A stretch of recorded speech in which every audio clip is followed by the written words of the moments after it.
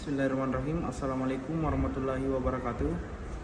Perkenalkan, nama saya Muhammad Raihan Pertama B dengan NIM 240 209 55 2009. Baik, di sini saya akan menjelaskan secara singkat materi pengantar pendidikan,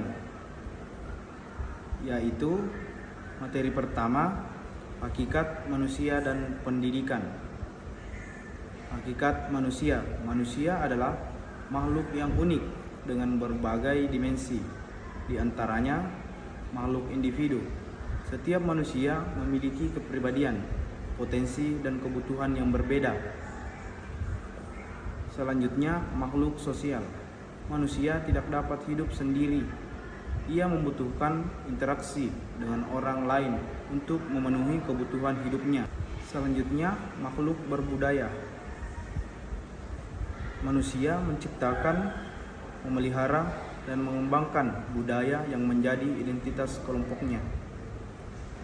Selanjutnya, makhluk berpikir atau rasional. Kemampuan berpikir memungkinkan manusia untuk mencari solusi, membuat keputusan, dan menciptakan inovasi. Selanjutnya, makhluk beragama.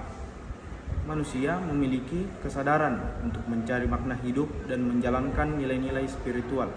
Baik, adapun materi kedua yaitu hakikat pendidikan dan pembelajaran.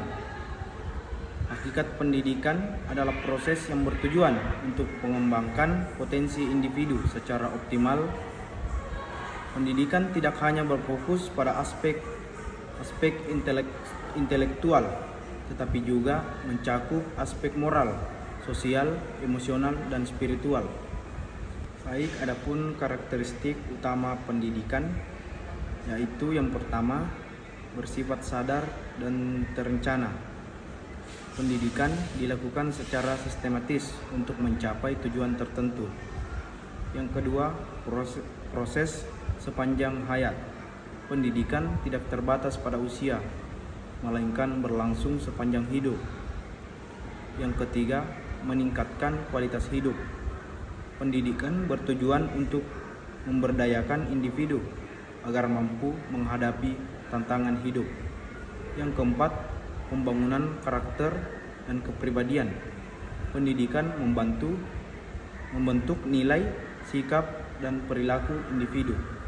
Baik, adapun tujuan pendidikan yaitu yang pertama, pengembangan potensi diri. Yang kedua, pembentukan individu yang berkarakter dan bermoral.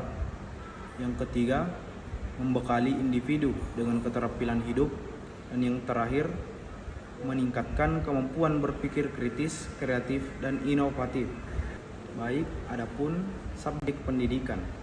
Subjek pendidikan adalah pihak yang aktif dalam proses pendidikan, yaitu peserta didik, anak remaja atau orang dewasa yang sedang dalam proses belajar, memiliki potensi yang perlu dikembangkan sesuai dengan bakat, minat, dan kemampuan.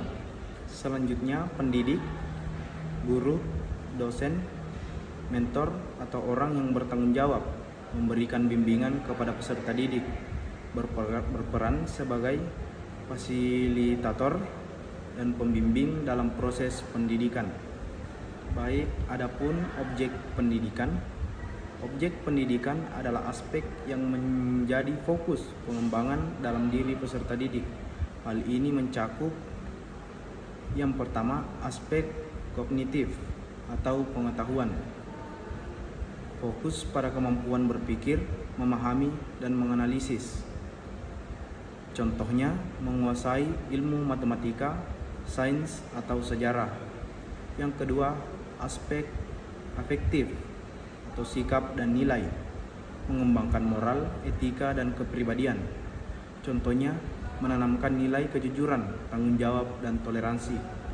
Yang ketiga, aspek psikomotorik, yaitu keterampilan, melatih keterampilan praktis dan teknis. Contohnya, kemampuan berkomunikasi, olahraga, atau keterampilan kerja tertentu. Baik, selanjutnya adapun materi yang keempat, yaitu peran teknologi dalam pendidikan. Teknologi telah menjadi salah satu elemen penting dalam dunia pendidikan.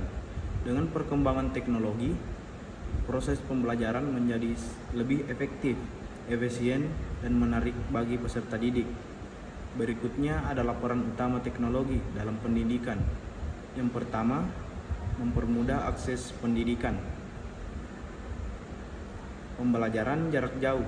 Teknologi memungkinkan siswa dan guru terhubung melalui platform online seperti Zoom, Google Meet, atau Microsoft Teams, sehingga pendidikan dapat diakses dari mana saja. Inklusi pendidikan. Teknologi membantu peserta didik dengan kebutuhan khusus, misalnya aplikasi text to speech, perangkat braille digital, atau video berbahasa isyarat.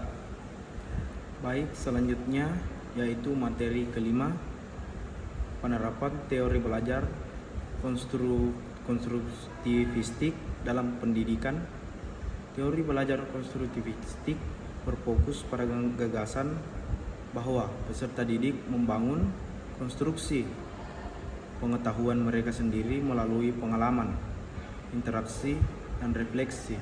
Dalam pendidikan, teori ini menggeser peran guru dari pengajaran ke fasilitator yang membantu siswa membangun pemahaman mereka sendiri. Baik, dan yang selanjutnya adalah materi terakhir atau materi ke-6, yaitu manajemen kelas yang efektif. Manajemen kelas yang efektif adalah kemampuan guru untuk menciptakan lingkungan belajar yang kondusif sehingga peserta didik dapat belajar secara optimal.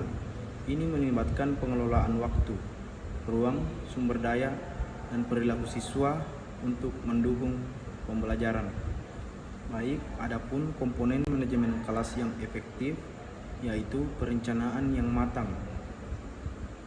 Tujuan pembelajaran yang jelas. Guru harus menetapkan tujuan pembelajaran yang spesifik, terukur, dan relevan. Selanjutnya, rencana pembelajaran. Membuat rencana kegiatan belajar yang terstruktur, termasuk strategi media dan metode yang akan digunakan. Selanjutnya, penyiapan ruang kelas.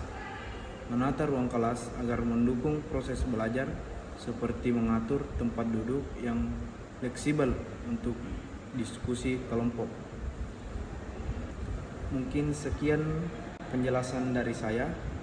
Jika ada tutur kata yang salah, mohon dimaafkan. Wabillahil taufiq wal hidayah. Wassalamualaikum warahmatullahi wabarakatuh.